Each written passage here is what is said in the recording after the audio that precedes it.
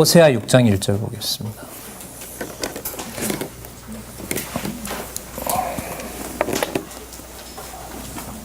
제가 읽겠습니다. 오라 우리가 여호와께로 돌아가자. 여호와께서 우리를 찢으셨으나 도로 낫게 하실 것이요 우리를 치셨으나 싸매어 주실 것임이라. 자, 이렇게 보시면 오라 왜? 여호와께 우리가 돌아가야 되기 때문에 그렇다. 왜 돌아가야 되느냐? 왜 돌아갈 수밖에 없느냐? 여호와께서 우리를 찢으셨으나, 자, 여호와께서 주어 넣어도 되죠. 이게 한 문장이니까. 여호와께서 낫게 하실 것이고 여호와께서 치셨기 때문에 여호와께서 싸매어 주신다. 그 다음에도 보면 주어가 여호와께서, 그 유명한 3절 여호와를 알자. 힘써 여호와를 알자. 누구도? 이방인도 이렇게 됩니다. 이방인도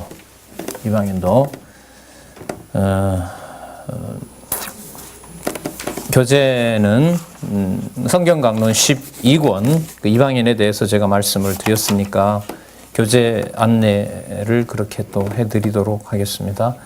우리가 통상 소선지서 요약 정리한다고 했는데요. 6334에 보시면 제2장 소선지자 예언으로 언약 이렇게 나와 있습니다. 제1장은 대선지자 예언 이렇게 나와 있습니다. 제1장은 이사야부터 다니엘서까지였고요. 그 다음에 제2장 소선지자 예언으로 메시아 언약하시는 내용은 호세아로부터 말라기까지 내용입니다. 조금 전에 우리는 소선지서 처음에 나오는 그 호세아서 6장 1절을 읽었어요. 그죠? 여호와께서 치셨으나 여호와께서 싸매 주신다는 말씀이었습니다. 그걸 읽으시면서 잠시 좀 생각을 해보시면 이사야가 생각이 나시면 좋은데, 그리고 예레미야가 생각이 나면 좋고, 가깝게는 지난 시간에 했던 성민나라 세우심하고 연관이 돼야 됩니다. 이게 성경신학입니다. 이게 시간을 가장 아껴서 호세아서로 들어가는 방법이라고 저는 생각합니다. 저보다 좋은 방법이 있으면 매년 4월마다 개최되는 기독교 지도자 협의회 포럼에 오셔서 자기 혼자 알고 계시지 말고 꼭 좋다고 이번에 여러 교단 목사님들이 오셔서 하신 것처럼 그렇게 발표하시면 되고, 그런 분들이 10월 달에 모여서 각 교회에서 세계에서 어떻게 진리를 전파했는지를 보고해 주시면 소선지서가 이루어진 역사적 성취 사건을 보시게 되는 겁니다.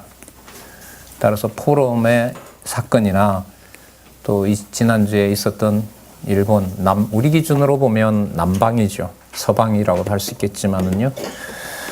남방의 전초 기지가 될지 뭐가 될지는 모르겠습니다만은 바로 그 사실을 소선지서의 성취, 소선지서에 근거하여 성령 예언 성취를 보는 겁니다. 그런 면에서 이 연결성을 가지고 말씀을 드리도록 하겠습니다. 다니엘서 후반부는 성민나라 성취였습니다.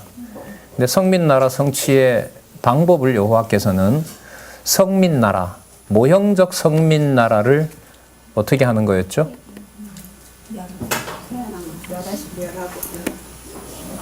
제 얼굴 보지 마시고 저기를 보시든가 손 안에 있는 메모를 보시든가. 1차 징조, 2차 징조. 성민나라의 1차 징조, 2차 징조가 뭐였습니까? 아우, 갑자기 하기 싫어. 갑자기 다리에 힘이 쭉 풀리네. 그렇게 나가서 대학반 자랑을 온 세계 다 해놨는데 진짜.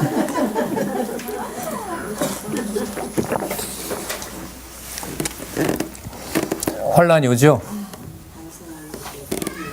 네? 성민나라의 징조가 1차, 2차입니다. 예. 1차, 2차에 뭔 일이 벌어집니까?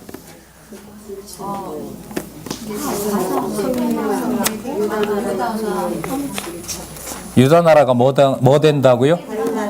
예, 1차 징조 때 제목이 뭐예요? 그 다음에 유다 나라의 황폐. 그게 왜 안 나오냐고요. 정리를 진짜 하면 이 말 하면 안 된다. 진짜 큰일 났다. 혼난다. 예. 패망하고 회복하시는데 우리 이제까지 봤잖아요. 주어가 누구였어요? 여호와께서 여호와의 방법으로 하세요. 그걸 뭐라 부르냐면 신실성 다음에 나오는 주권성이라 그럽니다. 그러니까 언약을 이루세요. 세상 나라 멸하고 성민 나라를 세우시는데 밑에 내려오면 우리 방법이 아니라 모형적인 나라 예루살렘을 밟아버려요. 맞죠? 그리고 1차 징조에 보면 지금 확인하셨죠? 유다 나라 뭐라고 나온다고요? 패망, 황폐, 황폐. 황폐든 패망이든 패자가 나왔어야 되는데 난 나올 줄 알고 재밌게 시작을 하려고 했는데 이게 안 나와. 제 기준대로 안 나온다고. 그 2차 나라 징조는 2차 징조는 뭐예요? 그 다음에 환란? 아니, 2차 징조에 유다 왕조에 뭐라고 나오냐고요? 환란. 그럼 아까 뭐가 나왔죠? 패망. 그 다음 황폐와 환란. 제가 볼랍니다.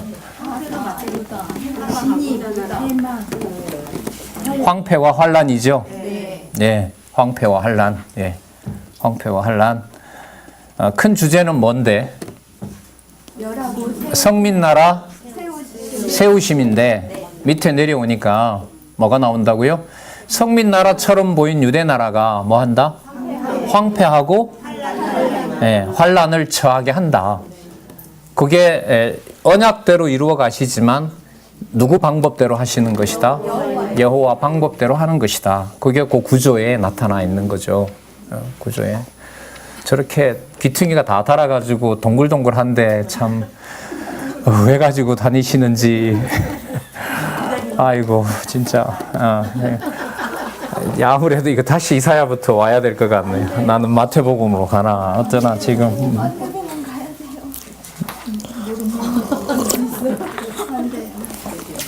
엄청 중요한 거예요. 성경의 그 선지서의 마지막으로 가는데 자, 이 구조를 하나 설명을 드릴게요. 창세기 1장 28절에 3대 언약을 해주신 여호와께서는 아담에게 창세기 2장 17절에 가면 무슨 구절 나온다 했죠? 먹는 날에는 죽으리라. 죽으면 3대 언약이 끝이 나요. 근데 3절에 가면 진노를 하시고 심판은 하시지만 죽입니까? 안 죽입니까? 그래서 그 제목이 뭐였냐면 뭐라고 나왔어요? 아담과 자손을 보호 이렇게 나오잖아요. 그죠? 예, 그러면 성민 나라를 세우시는데 모형적인 유대 나라를 뭐 하게 하시고 황폐하게 하시고 또 환란에 처하게 합니다. 나라는 망하다 보니까 백성들이 처참하게 이제 당하는 거죠. 자, 이제 마무리라기보다가 이제 마태복음으로 가는 길이 있으니까 좀 정리를 하도록 할게요. 여러분들이 몰라서 제가 충격을 받아서 지금 목소리가 막 떨려요, 제가. 여러분들 탓하는 게 아니라 이게 이래요. 이게 인간이 이거밖에 안 돼요. 내가 생각했을 때 이렇게 반응이 올 거라고 했거든요. 근데 그 기대가 제가 무너진 거예요. 그러니까 제가 막 이 가슴이 떨려요. 제가 의로워서 그렇죠? 아니요. 죄송합니다. 좀 기왕 열받은 거 개코 아무것도 아니에요. 성경 신학 가지고 진짜 우리 세속주의라고 배웠잖아요. 세속주의에 나는 들어가고 너는 안 들어가고 이게 아니더라고요. 지금도 딱 이 현장에서 배우잖아요. 예. 그 여호와께서가 순간 사라지게 되면 지식이고 뭐고 다 끝나는 거예요. 다 끝나요. 예. 자, 앞부분부터 이제 다시 이제 말씀을 드릴게요. 요건 이제 고민 좀 하고 준비를 드린 거예요. 자, 유대 성민 나라가 서려면 아까 보세요. 유대 나라가 뭐 한다 그랬죠? 망한다 그랬죠. 황폐화되죠. 진짜 황폐화돼요. 그 다음에 뭐예요? 백성들은 환란에 처하게 되죠. 자, 여기서 열왕기 역대기 근거를, 그러니까 섭리를 통한 언약의 근거를 가지고 설명을 드릴게요. 그리고 시편 근거를 말씀을 드릴 거고, 그러면 이사야로 넘어가잖아요. 욥 시편 잠언 전도서가 끝나면 이사야로 가잖아요. 그럼 이사야부터 지난 시간에 다니엘서가 끝났잖아요. 다니엘서 부분을 엮어서 따라서 호세아입니다. 이걸 말씀드리려고 했던 거예요. 그 바쁜 일본에서도 대학반 본과의 성도님들을, 동력자들을 생각을 하고, 이걸 말씀을 드려야 되겠다. 분명히 이건 얘기해 주실 거야 했는데, 이 진짜 제 마음대로 안 되네요. 자, 열왕기 역대기가 왜 나오냐면, 아까 유다 나라가 황폐화되잖아요. 이탈시켜서 망하게 되잖아요. 그게 역대기, 열왕기예요. 그게 열왕기라고요. 위로 올라갈게요. 성민나라 세우시죠. 그게 역대기 1장 1절에 아브라함으로 나오는 게 아니라 아담으로 나와서 창세기 1장 28절로 가는 거예요. 예. 그럼 벌써 다 묶였죠?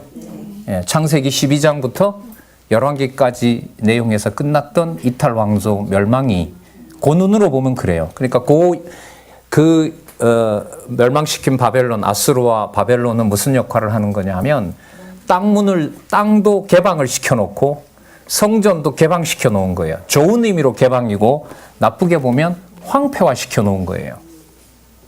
자, 지금 다니엘이 어디에 잡혀가 있습니까? 바벨론에 잡혀가 있죠. 잡혀간 포로인 줄 알았는데 다윗을 어떻게 세워놔요? 바벨론 제국의 박사들의 어른으로 만들어요. 그 10대 소년이 그 많은 수백 명의 박사들의 최고 어른이 돼요. 우리로 말하면 학술원 원장이 된 거죠. 소년이. 그래서 하나님께서 뭐라고 나오냐 하면 다니엘서에 나오죠. 낮은 자를 내가 높이고 높은 자를 내가 뭐 한다? 낮춘다. 그래서 그 느부갓네살한테 그 제국의 왕이었는데 너 소처럼 풀 뜯는다라고 하잖아요. 그리고 포로로 잡혀온 15살 다니엘을 뭐예요? 그 나라의 실질적인 통치자로 세워주죠. 또 하나, 그 다니엘을 다리오 왕 때 사자굴에 넣잖아요. 맞죠? 제국의 흥망성쇠를 보는 거예요. 그러면 다니엘이야말로 그러니까 고레스 시대의 다니엘은 다리오 시대 때 또 한 번 페르시아 제국 초대의 2인자가 되는 거예요. 세 번째가 되죠. 왜 세 번째가 되냐면 아버지 왕이 물려주고 그 역사적 사실입니다. 아들이 물려받았는데 아버지가 어디가 계신지는 몰라요. 그러니까 다니엘은 세 번째가 되는 거예요. 자, 어쨌든 통치자가 됐죠. 다니엘. 그 다음에 여러분들 에스더에 나오는 누구 기억나십니까? 통치자가 된 에스더 삼촌 모르드게 있죠. 그러니까 다니엘과 모르드게를 합하면 바벨론 제국과 페르시아 제국인데 분명히 유대 나라를 황폐화시키고 선민들을 환란에 처하게 했는데 그게 열왕기예요. 환란에 처하게 했는데 이게 열왕기라고요. 그런데 그 왕국을 넓히고 예루살렘 성전을 구경을 시켜주고 보도록 문을 열어주는 사람들이 아수르와 바벨론과 그것도 고레스 페르시아 제국은 돌아가서 바벨론이 보관하고 있던 걸 다시 지으라고 해줘요. 그걸 다니엘이 보고 있는 거예요. 그러면 그건 뭐냐 하면 아담에게 했던 약속으로 돌아가면서, 그래서 제가 그런 말씀 많이 드렸잖아요. 그 역대기 1장에 아브라함 이름이 26절인가 7절에 나오는데 1절부터 26절 아브라함 앞부분에 역대기가 없으면 진짜 큰일 날 뻔한 거죠. 왜냐하면 거기에 아브라함부터 이름이 나온다면 아담으로 못 돌아가요. 아담으로 못 돌아가면, 안 돌아가면 여러분들과 제가 뭐 할 일이 없어요. 여호와를 부를 일이 없다고요. 우리 아브라함 자손이 아니잖아요. 누구 자손이에요, 저희는? 그렇죠. 아담과 노아의 후손인 거예요. 셈의 후손이라고요, 저희들이. 네. 이게 얼마나 흥분해서 왔겠어요, 제가. 동포들 보니까 이렇게 기쁜데. 자, 맺혀 있죠? 자꾸 이게 나오니까 맺혀 있는 거예요, 이게. 진짜. 자, 다시 빨리 돌아와야 돼요. 이게 지금 우리가, 자, 열왕기가 그러니까, 열방이 들어가도록 문을 열어준 거라면, 역대기는 이제까지 보여줬던 모형을 이제 쓸어버리고, 갈아엎고, 이제 어디로 돌아가서, 예, 아담 언약, 창세기 1장 28절로 돌아가서 그 아담에게 했던 3대 언약을 이제 어느 백성에게도 열방 백성에게도 그 열방 백성의 구체적인 시작이 다니엘서 후반부에 나타나는 세상 나라를 멸하고 무슨 나라? 성민. 그럼 이 성민 나라가 잘 보세요. 이게 이 진짜 여러분 그 구약의 난제와 500년 개혁파 전통의 역사서 그리고 또 하나 우리 원어 하시는 목사님 요즘 만나는데 지금 이스라엘에서 가장 핫한 문제가 뭐냐면 개정한 유대인들과 정통 유대인들이 논란을 벌이고 있는 게 있어요. 구약 정통 유대인들이 보는 성경의 마지막이 역대하입니다. 역대하에 보면 고레스가 돌아가라 그런다 이렇게 나오죠. 성전을 중축하라라고 나와요. 그런데 그 말은 뭐냐 하면 그 고레스로 예언됐던 메시아가 안 왔다고 하기 때문에 역대기를 제일 뒤에 놓고 있는 거예요 지금. 그리고 이게 역사서가 아니고 시가서예요. 메시아가 올 것을 기다리면서 부르는 시가서라고 역대기 상하가. 그러니까 아직 안 왔다는 거죠. 그러니까 메시아가 오면 그걸 이제 보여주고 메시아가 왔다는 거죠. 근데 재밌는 것은 유대인들, 개종한 유대인들도 신약은 보지만 구약의 그 순서대로 봐요. 우리가 있는 이건 어디 건방지게 이방인들이 구약의 순서를 바꿨냐고 이걸 안 봐요. 개종한 유대인들도. 그러니까 예수가 그리스도라고 믿는 분들도 안 보는 거예요. 그러니까 저는 지난번 그 선교사가 왔을 때 이 소식이 엄청 궁금했던 거예요. 구약의 구도를 놓고 개론을 펴면 맞아요, 안 맞아요? 아니, 유대인들이 자기네들이 있는 구약 성경을 펴놓고 성경 개론을 보면 이게 맞아요, 안 맞아요? 이게 지금 보통 사건이 아닌데, 예. 이게 어떻게 벌어지는지 물었는데 첫 마디부터 그게 안 나오고 막 무슨 이상한 거 가지고 와서 유대인 자랑을 하고 해서 좀 엄청 실망했던 기억이 나거든요. 자, 무슨 문제냐면 지금 엄청 논란이 돼요. 지금 우리 빼놓고 전부 열왕기 다음에 역대기를 놓는다. 근데 개종한 유대인들도 그대로 읽어야 된다는 사람도 있고 또 개종을 했으니까 메시아가 온 걸 믿으니까 누구 따라갈 필요가 있다. 바깥에서 보고 있는 본인들이 봤을 땐 이방인이겠죠. 이방인들의 순서 따라 가야 된다. 이게 지금 엄청 싸우는 거예요, 지금. 근데 우리 여기서 우리가 밤새도록 열심히 공부한 덕분에 며칠 밥도 안 먹고 금식하고 책상 앞에서 고민한 덕분에 우리가 열왕기 역대기를 알게 된 거잖아요. 제가 왜 이런 말씀 드리냐면 여러분들 뭐 비웃으시는 게 아닙니다. 이게 풀렸어요.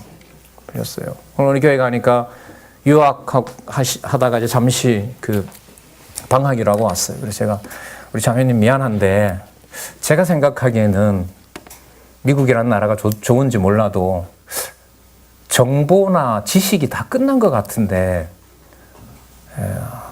가서 몇 년을 어떻게 뭘 배워야 되지요? 제가 이렇게 좀 찬물을 끼얹었죠. 그 말은 성경 공부했으면 좋겠다고 말씀드리려고. 인문학 그 역사에서 이런 말이 있어요. 근래에 나온 말이에요. 책의 죽음이라는 말이 뭐 여러분 쳐보시면 당장 나오지만 책이 죽었다 이런 말이 나옵니다. 그러니까 신이 죽으니까 진리가 죽고 진리가 죽으니까 진리가 기록해 있던 책도 죽었다. 이게 지금 인문학의 현 주소예요. 그래서 제가 여러분들한테 가끔씩 그렇게 좀 이렇게 듣기 싫은 소리도 하는 게 제 소리입니다. 머릿속에 뭔가 정리를 하고 있다고 해서 그걸 안다고 하고 그걸 내가 정립해 간다 이게 아닌 거죠. 그 정신을 좀 스스로 좀 차리고 싶은 마음에서 자꾸 그런 말씀을 드리는 거고 그렇게 정리를 해 가도록 하나도 빼놓지 않고 건너뛰지 않고 그렇게 한 거예요. 어떤 분이 와서 그래요. 우리 20년 말씀운동 안에 있었는데 열왕기 다음에 역대기를 어떻게 연결시키고 시편 150편이 통일성이 있는지 경험한 적이 없으면 들은 적이 없습니다. 이러시더라고요. 거기만 그랬나요? 장안중앙교회도 책은 있었지만 확인은 안 하기는 마찬가지였지. 네? 그러니까 네가 잘한다 이게 아니고요. 시대의 어떤 진짜 고마운 거죠. 그걸 2014년에 확인했고 다시 돌아와서 1권을 계시록과 연결시켜서 작년에 나왔고 그 본론을 다 보면서 이번에 가지고 계신 성경 개론을 여호와 계시 중심으로 뭐 글자도 보니까 오타죠. 오타가 한두 개씩 나오긴 합니다만은 전체를 파악하는 데는 문제가 전혀 없는 거죠. 그 일이 여러분들과 저에게 일어나 버렸어요. 재밌는 얘기 하나 해드릴게요. 스위스의 게릴라가 그 히틀러하고 싸우다가 산속에 너무 깊이 들어가서 총싸움을 하고 훈련을 하고 있다 보니까 전쟁이 끝났는 줄 몰랐어요, 이 사람들이. 그래서 이제 전쟁 끝나고 이제 수습하러 다니던 이제 연합군이 가보니까 웃기는 거예요. 막 손들어! 이러고 막 하니까. 왜 이러냐고 하니까 우리가 지금 이 게릴라 훈련하고 있다고. 히틀러 군인들이 오면 죽이려고. 전쟁 끝났어요. 그런 사례가 많답니다. 오늘 여기를 어느 교회 가서 했더니까 그거 필리핀에도 그런 사례 있고요. 말레이시아에도 있고 싱가포르도 있대요. 우림에 들어가서 일본군 이제 죽이려고 훈련하다가 그게 혼자 거 있는데 뭘 모르는 거야.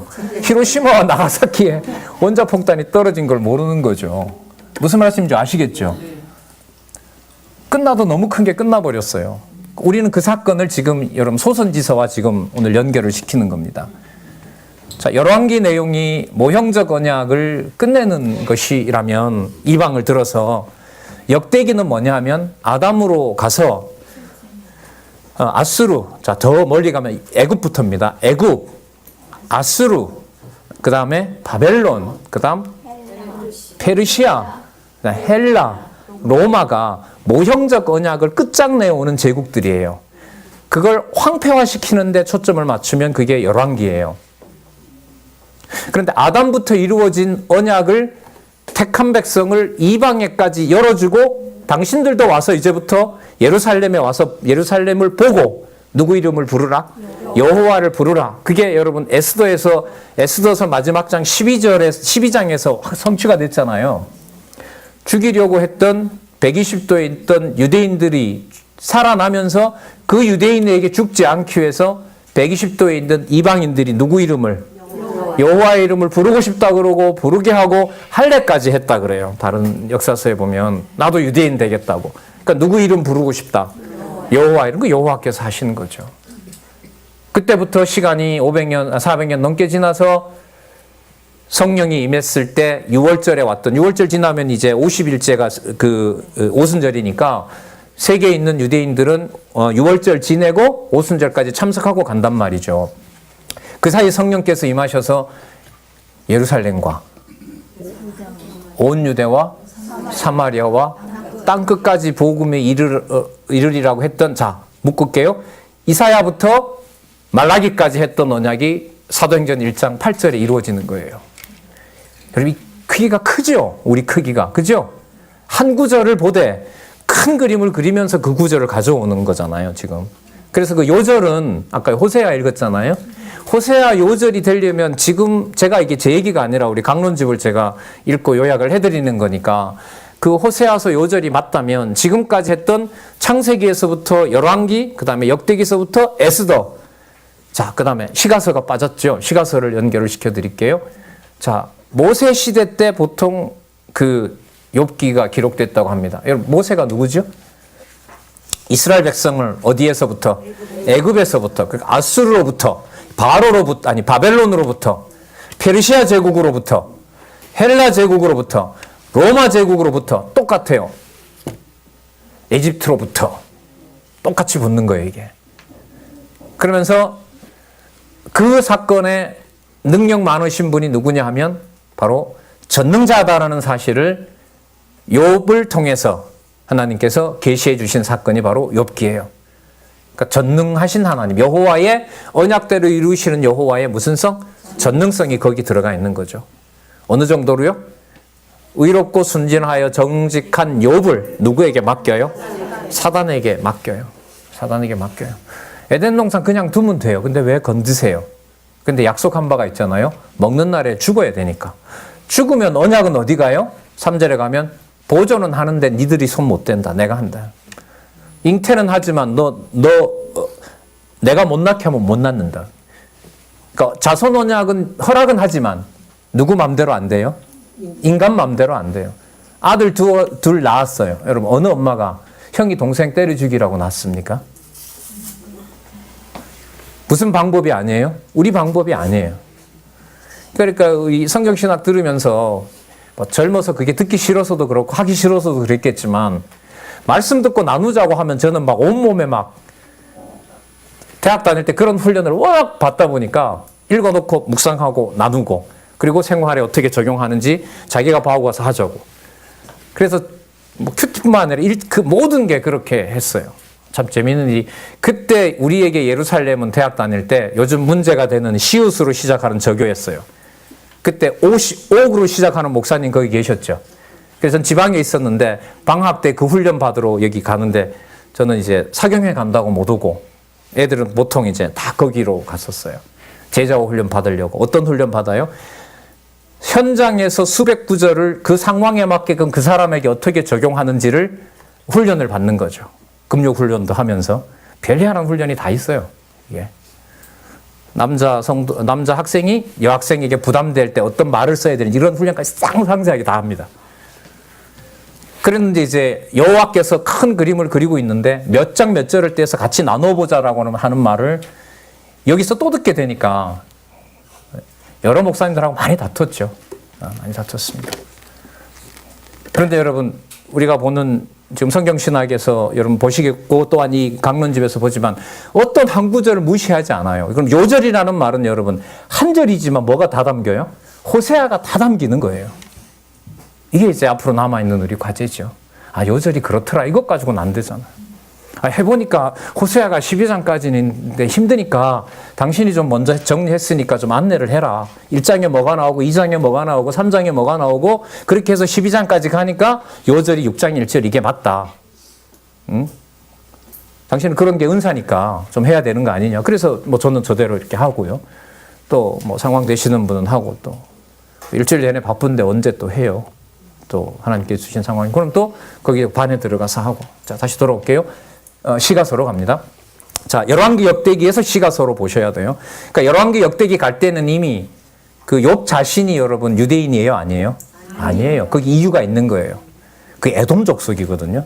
예수님의 표현에 의하면 저 여우 같은 자식, 아니 자식은 안 나오고요. 저 여우 같은 자를 봐라, 헤롯을. 그러니까 머리가 비상한 거죠. 그 인간적으로 보면 유대인들이 몇 번이나 쫓아냈는데 3번이나 쫓아냈는데 다시 유대인의 왕으로 온단 말이에요. 이 헤롯이, 헤롯 가문이. 예수님 당시부터 헤롯 왕이 사도 바울 때까지 보면 헤롯 왕이 3번을 바뀌어요. 계속 이어져요. 70년 망할 때 다 없애버리죠. 지금은 저기 양이나 들판에서 치고 있는 그 베두인들이 바로 그 에돔 족속이에요. 진짜 살아남으면 그 사람들만 살아남을 줄 알았는데 하나님 그렇게 안 하셨죠. 어쨌든 그 에돔 족속에 해당하는 자가 욥인데 그 욥의 논쟁을 보시면 아시겠지만 그 전능자에 대한 식견들이 얼마나 높아요. 맞죠? 그 욥의 친구들 말이 나중에 마지막에 10번째 나오는 인물 누구죠? 엘리후. 맞죠? 엘리후. 맞죠?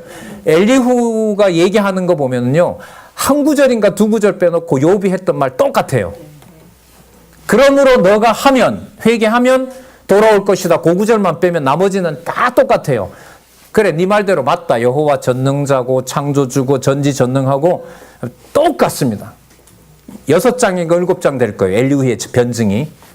엘리후 변증 다음에 여러분 누가 나타나요? 욥의 변증이 없어요. 하나님이 천둥과 번개로 치면서 욥에게, 그 죽어가는 욥에게 허리를 동이고 지금부터 내 말 들어라. 아, 이거 안아주기도 바쁜데 왜 무슨 동일 허리가 어디 있다고. 잘 변증하긴 했는데 너도 문제가 많다. 그래서 욥이 하나님 답답하니까 당신 나와서 날 좀 변호해달라는 것을 하나님이 문제로 삼아요. 말은 잘하더라. 날 보고 나오라고? 지금부터 그럼 묻는 내 말에 대답해라. 질문을 한 100여 가지를 쏟아냅니다. 바다 누가 지었느냐? 왜 파도가 그까지 오느냐? 하나님 제가 아까 그거 말했잖아요. 그래 나와요? 안 나와요? 아, 그래 나온다고요? 욥기서에? 진짜 2번 충격이다 또.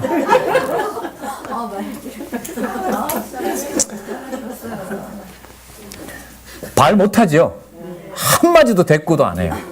그리고 40장에 가서 그러죠. 하나님, 네, 제가 하나님 자리로 갔었습니다. 아, 잠깐만, 너 대답하지 마. 내가 또 물을 거야.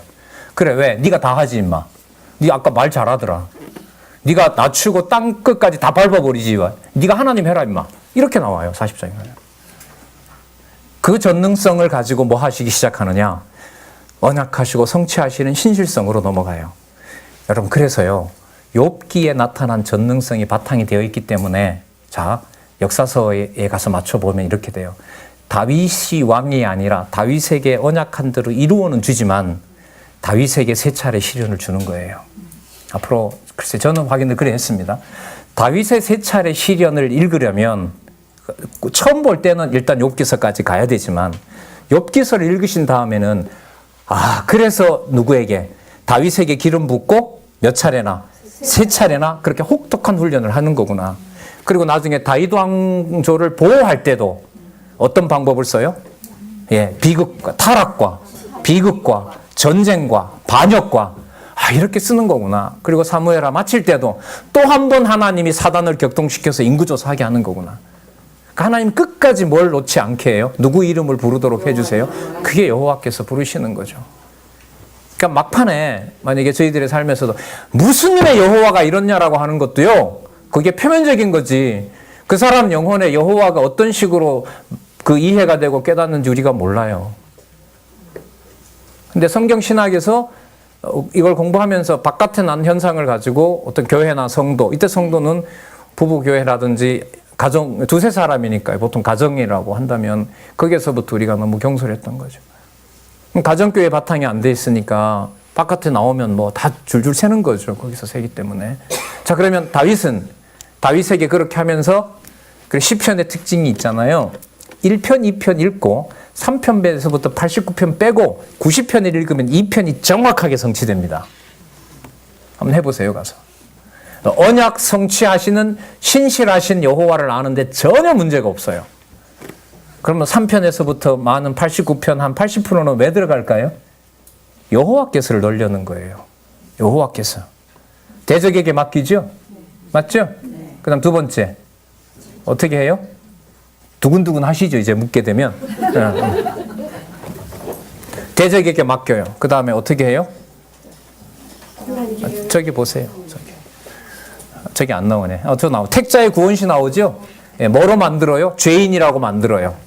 어디서부터? 태 속에서부터 죄인이라고 만들어 놔요. 그리고 죄인인 줄 깨달았어요? 그 하나님의 성전에 가서 뭐 하고 싶어요? 그 속건제, 속죄제 드리고 싶잖아요. 떡 갔는데 뭐가 없어요? 성전이 불에 타네? 그게 3편에서부터 89편이에요. 그러니까 누구 이름을 안 부를 수 없어요, 마지막에. 여호와 계시. 여호와 계시. 여호와를 안 부를 수가 없어요. 그게 3편에서부터 89편이에요. 그리고 중간중간에 90편 가면 이제 어디로 가냐면 창세전으로 가요. 주의 이름은 영원부터 영원하십니다. 93편에 가면 영원한 나라가 나옵니다. 그 노래를 모세의 노래로부터 90편이 시작하거든요. 거기서 모세 노래가 왜 나오겠어요? 다윗 노래가 거기 들어가도 되는데 모세 노래가 몇 편이 없어요. 근데 90편에서부터 성취 찬양시가 나오는데 성취에 대한 찬양시가 나오는데 모세부터 들어가요. 그럼 어디부터 정리해 오는 걸까요? 저기 창세기 출애굽기부터 지금 정리해 오는 거예요. 그럼 모세와 다윗을 묶어서 뭐라고 얘기를 하냐면 영원한 영광의 왕은, 영원한 왕은 바로 당신입니다. 그게 90편에 오면 영원한 나라를 보여줘요. 그러니까 자, 우리 배웠으니까요. 에스겔 40장과 48장은 다윗이 불렀던 노래를 에스겔에게 2차 침략과 3차 침략 앞에 처참하게 무너지는 다윗 왕국을 앞에 놓고 다윗의 기도가 이루어지는 거라고 연결시키면 돼요. 그러면 90편부터 150편을 근거를 하지 않고 에스겔을 들어갈 수가 없는 거죠. 그래서 여러분들에게 자꾸 딴 이유는 아닙니다. 다시 거듭 정리를 해드리는 게 뭐 150편이나 되고 뭐 이사야만 66장이 되니까 저부터라도 뭐 안 하면 안 펴보면 모르기 때문에 또 정리를 해드리고 그렇게 하는 거예요. 그러니까 90편에서부터 150편 모두는 이렇게 돼요. 83편부터 89편은 사울이 쫓아오는 거죠. 어제도 쫓아오는 건데 오늘도 쫓아와요. 근데 어제는 여호와가 계신다고 하고 여호와께서 해주신다고 하고 저는 그게 믿어지고 싶은데 잘 안 됩니다. 이게 여러분 3편에서부터 89편이에요. 근데 90편부터 150편은 그 나라가 여기 있는 것이 아니고 어디에 있다? 하늘에 있다는 걸 보고 땅에 있는 성전이 타도 되구나. 타도 되죠. 어디에 계신 분이니까. 그렇죠. 그게 90편부터 150편이에요. 그래서 1편, 2편을 빼고 하늘의 그 복 있는 자, 악인이 멸망하는 심판주가 거기 계신다는 것을 생각만 하면, 그렇게 생각을 하면 3편에서부터 89편을 빼고 읽어도 돼요. 그런데 그걸 그 하늘에 있는 하나님께서 작정해 놓으시고, 다윗의 그 기도 아시죠? 내 주가 내 주께 말씀하시기를. 누굴 봐요? 이른바 성부 하나님과 성자 하나님의 영원한 언약을 본단 말이죠. 자, 그 다음에 그걸 누구도 보죠? 솔로몬도 보죠. 그래서 잠언 몇 장 몇 절요? 오늘 물으면 10번째. 제 기억으로 한 10번 정도 되는 것 같아요. 8장? 22절부터 32절. 아니에요. 맞는데. 예. 22절에서부터 31절까지.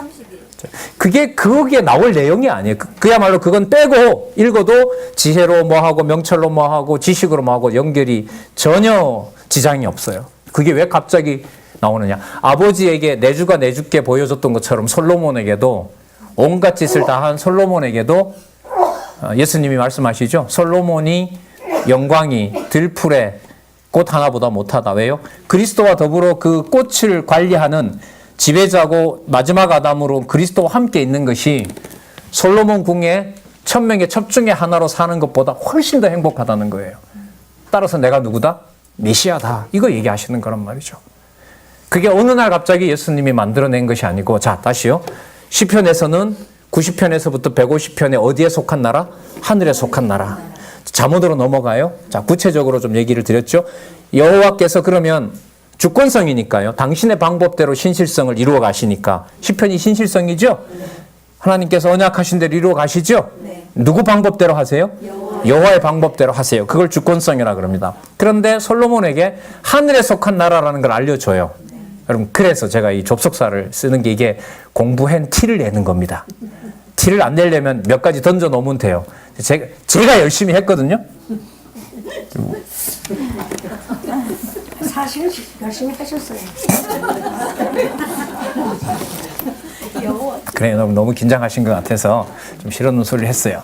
자, 그래서 솔로몬에게 열왕기 8장에 가면 하나님, 진을 짓긴 지었는데 하나님, 여기에 하나님 이름이 갇히질 않습니다. 누구에게 줬던 신앙 똑같이 줘요? 자기 아버지 다윗에게. 시편 90편에서 그 나라가 어디에 있다? 하늘에 있다. 하늘에 있다. 그걸 솔로몬에게도 주잖아요. 지혜를 준다고 했고 타락도 시키지만 그 아까 얘기했던 잠언 8장 21절에서부터 22절에는 다윗보다가 더 상세하게 알려줘요. 그래서 잠언 8장 21절부터 22절은 강론집 그 개정판에 보시면 아주 중요한 구절이 돼요.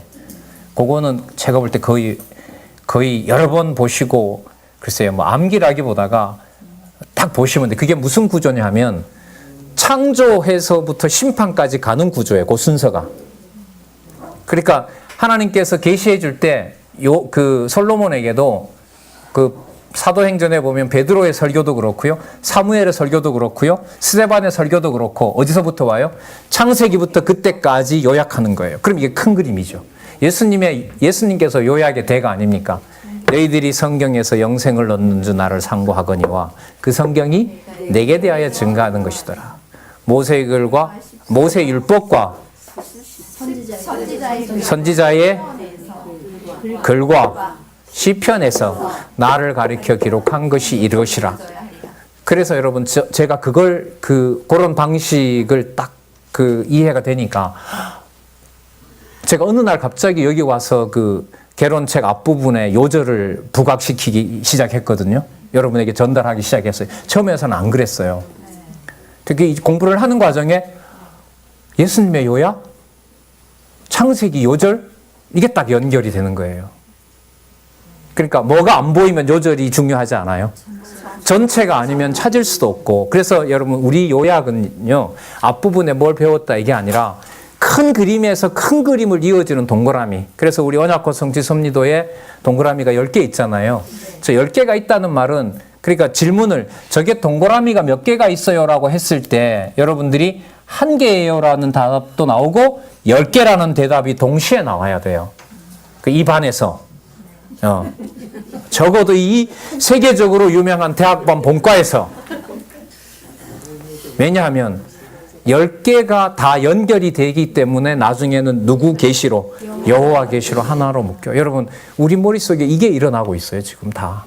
여러분이 어떻게 엄격하게 말씀드리면 여러분이 제가 공부하든 안 하든 하나님의 백성이면 이 시대에 저 구조가 우리 머릿속에서 돌아가는 거죠. 자, 잠언에서 그랬죠? 여러분, 전도서는 이걸 어떻게 깔고 시작하죠?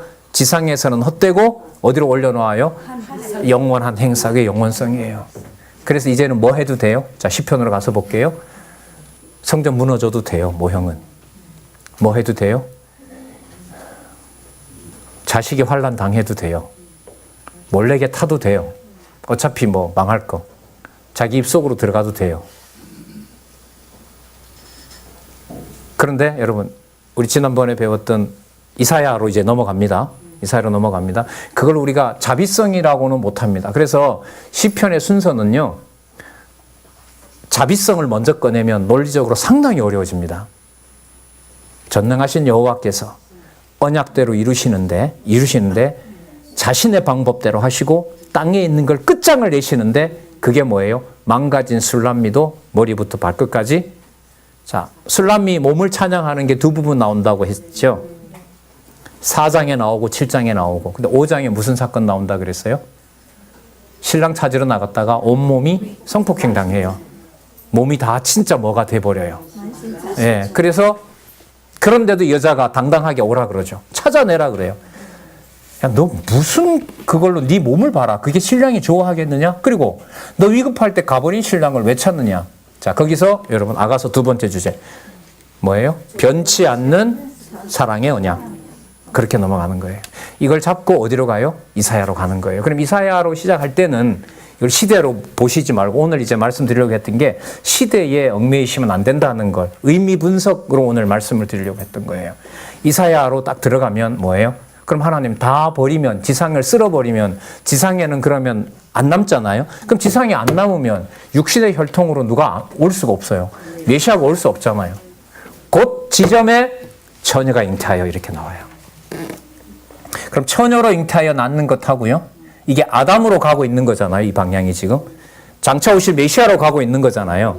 그럼 아담에게 이 약속된 것을 하나 잡는다면 뭐냐면 생기로, 흙으로부터 생기로 뭘 만들어요? 생명을 만드는 거죠. 그리고 에스겔에서 이제 나오죠. 그러니까 에스겔에 가면 생기로부터 성령으로 잉태하여 성령으로 잉태시켜서 내가 만들 거다 하는 거잖아요. 선지서의 주어가 전부 뭐로 도배가 되어 있다고요? 여호와께서. 맞죠? 아까도 우리 요절 보세요. 여호와께서. 선지서 요절 16개도 보시면요. 대부분이 여호와께서라는 구절을 뽑아냈습니다. 뽑아냈어요. 자, 그러면 이사야서에 그렇게 나오잖아요. 7장에는 자손 언약을 동반하는 거고요. 그 자손 언약의 머리 대신 그리스도가 하나님의 아버지 역할까지 하고 통치자 역할까지 한다는 거 이사야 9장이죠. 11장에 가면 그게 어디로부터 뿌리를 든다? 다윗으로부터 뿌리를 든다. 그러니까 육신의 혈통으로 오는데 육신의 혈통으로 관리가 안 되는 자예요. 왜냐하면 뭐로부터 잉태했으니까? 성령께서 처녀가 잉태했으니까 우리 자손이라는 소리를 못하게 합니다. 그래서 이게 그 다음 논리는 아주 모질어요. 그래서 예레미야 얘가 2장 4장처럼 차라리 몰래에게 태우느니 네가 먹어라. 그 남은 뼈들이 어디 있어요? 에스겔로 가면 아골 골짜기에 있는 거죠. 그 아골 골짜기에 에스겔 37장이죠. 뭐예요? 생명을 만들어내죠. 맞죠? 이걸 솔로몬과 다윗은 제가 볼 때는 봤어요.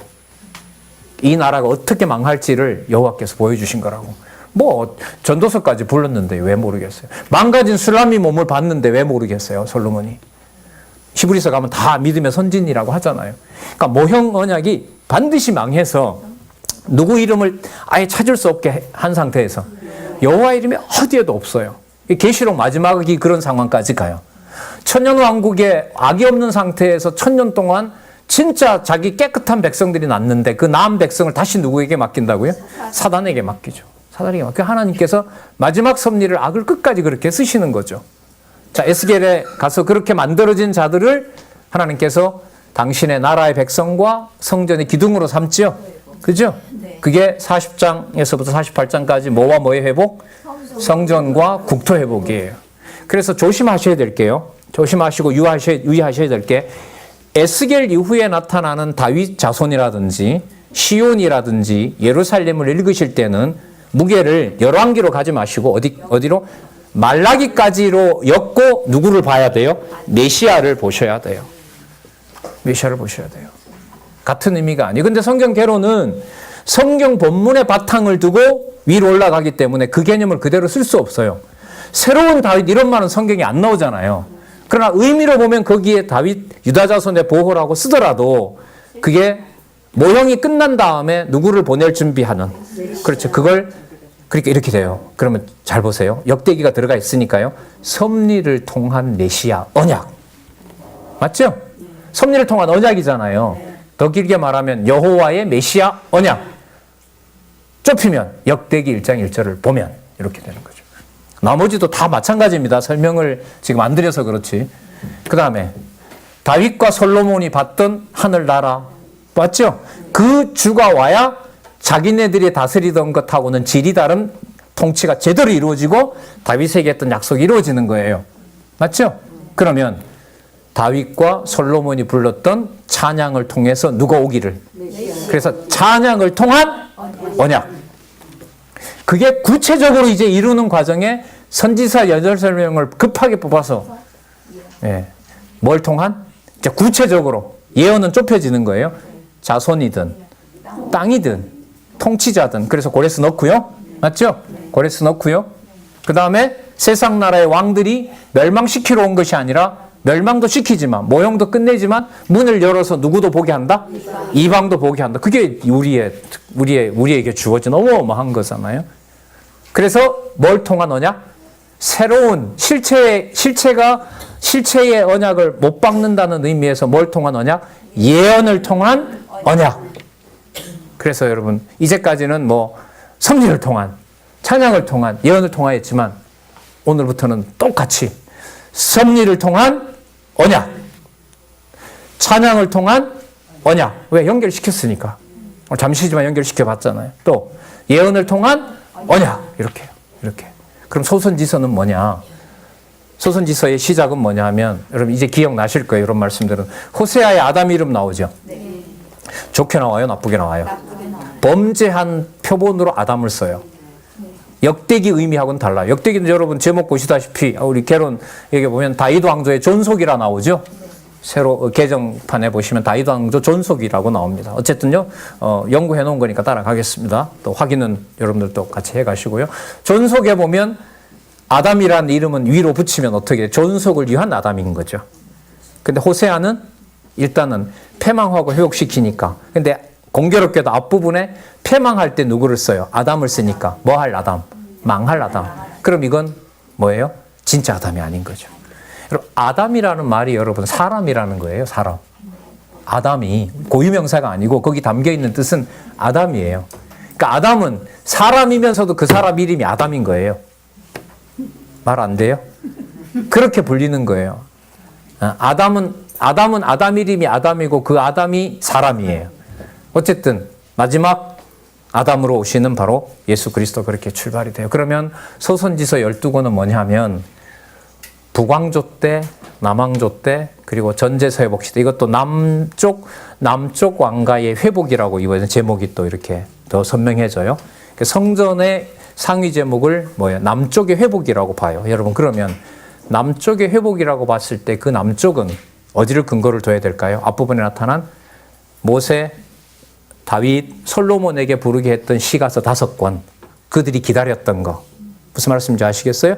그들이 기다리면서 예언자 12명이 받아서 소선지서로 오면 12명이 받아서 하나님이 언제부터요?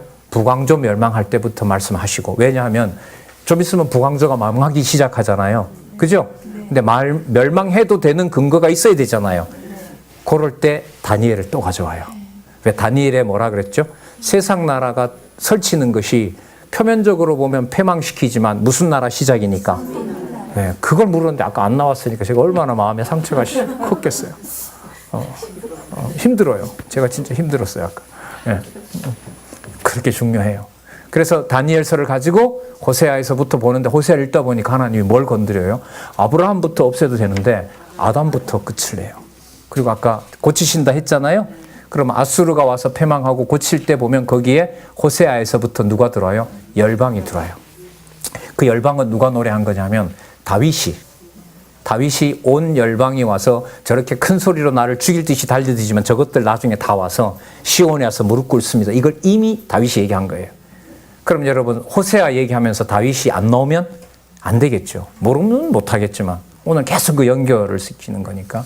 그래서 6명의 선지자들을 북쪽 이스라엘이 망할 무렵에 보내서 북쪽 멸망 전에 보냈지만 이걸 듣는 사람들은 북쪽이 아닙니다. 아셨어요? 솔로몬 다음에 나라가 갈라지잖아요. 북쪽 왕조 시대 때 보냈다고 해서 북쪽 왕조에 보낸 선지자들이 아니에요. 누구에게 보냈어요? 남쪽 유다에게 들려주는 거예요. 그러니까 왜 그러느냐? 너 나라 좀 있으면 망하는 거 두고 봐라. 근데 저게 무슨 표시다? 자, 빨리 다니엘로 가야 돼. 이제까지 그런 연결을 안 했어요, 우리가. 빨리 다니엘로 가야 돼요. 성민나라 세우시는 징조가 시작되는 거예요. 그래서 시간을 딱 끊어버려야 돼요. 언제 뭐 했다. 이건 중요하지 않아, 이제부터. 의미예요, 의미. 뭐 굳이 말씀을 드리면 아수르가 멸망시키기 전에 6명의 선지자가 와서 무슨 나라? 성민나라를 시작했다. 누구를 쓰면서? 세상 나라를 쓰면서. 성민나라가 어디에 처하게 하면서? 황폐와 환란에 처하게 하면서 그게 무슨 징조가 된다? 성민나라고 하는 징조가 있다. 그걸 내가 얘기했다. 예를 들면 요나를 봐라. 연결되죠? 네. 요나서가 뭐니까? 개, 돼지, 짐승까지 전부 다 회개하잖아요. 이스라엘도 그런 일 없었는데 거기에 요나서가 북왕조 때 그 한 예가 돼요. 아, 누가 들어오는구나. 이방의 뭐까지? 짐승 새끼까지. 그러니까 유대인의 시비가 우리는 꼭 약 먹어야 된다가 별 의미가 없어요. 뭘 보면? 요나서를 보면. 뭐 좀 지역적인 얘기입니다만은 유대인이 와서 돼지고기 안 된다 그거. 요나서 모르는구만. 근데 그게 고린도서에 가면 그게 뭐예요? 성령께서 쓰지 않으니까 그걸 방종으로 삼는 거죠. 아싸, 이제 구원받았으니까 마음대로 뭐 해야 된다? 막 먹어도 돼. 그러면서 교회가 무너지게 되고 성령께서 양육 안 하면 무너진다. 이게 다 연결이 돼요. 자, 그래서 북왕조 때 이 아수르가 들어오기 전에 어떻게 된다? 성민나라가 시작된다. 그래서 소선지서 제목이 어떻게 된다 그랬죠? 큰 틀에 성경신학개론에 가면 패망과 회복. 남왕조 때 3명. 남왕조는 앞부분에 다루었어요. 근데 특이하게 뒤에 남왕조 시대를 왜 거론하느냐? 그게 이방이 들어오거든. 그러니까 12소선지서에 가서 유다나 다윗이 나올 때 그림자를 생각하시지 말고요. 어디서부터? 역대기 1장 1절에 있는 다윗으로부터 해서 누구를 언약하는 걸 예언하는 것으로. 그렇죠. 마태복음 1장 1절에 있는 걸로 가요. 글쎄 오늘 제가 좀 시간 지났네요. 지금까지 말씀을 드리면서 구약을 얘기했을 때 제가 볼 때 큰 틀에서 편이나 장에서 글쎄요 제가 뭐 이렇게 제 스스로도 이렇게 중간에 장애물이 됐던 건 없던 것 같아요. 그 말은 교재대로 우리가 공부하고 연결시키는 그게 맞다는 거죠. 그리고 마지막 학계 스가랴 말라기 때는 뭘 건드려요? 그리고 성전도 여러분 미가서에 이전 성전의 영광이 네 뭐보다 낫다? 이 지금 나중에 짓는 게 뭐보다 낫다? 이전 영광보다 낫다. 그러면 지금 있는 걸 어떻게 해야 돼요? 부셔야죠. 그래서 안티오코스 에피파네스 때 가서 425년에 제물 제사가 드려지니까요. 325년, 225년, 125년 그러니까 한 250년 후에 가서 그걸 말라기의 예언대로 짓밟아 버리죠. 그리고 누가 오세요? 그리스도가 와서 헐어라. 며칠 만에? 그렇게 연결이 돼요. 그럼 그 모든 내용들이 우리가 지금 이제 관심을 가지고 있는 선지서의 배경 없이 마태복음에서부터 요한복음까지 예수에 대한 성취 내용을 하나라도 풀 수가 있다 없다? 없다. 그럼 제 얘기가 아니고요. 그게 강론집의 내용의 구조입니다. 그게 내용 구조예요. 그래서 제가 그런 질문 드렸다 했잖아요. 왜 여기 왜 한 구절, 요 구절을 쓰지 않고 이 구절을 쓰셨습니까? 라고 그래서 좀 개론 구조 안다고 했을 때 저자의 대답은 박 강사님, 내 의도는 신약 전체 구약 근거는 전부 다 창세기부터 말라기라고 적고 싶습니다. 그러면 독자가 애먹으니까.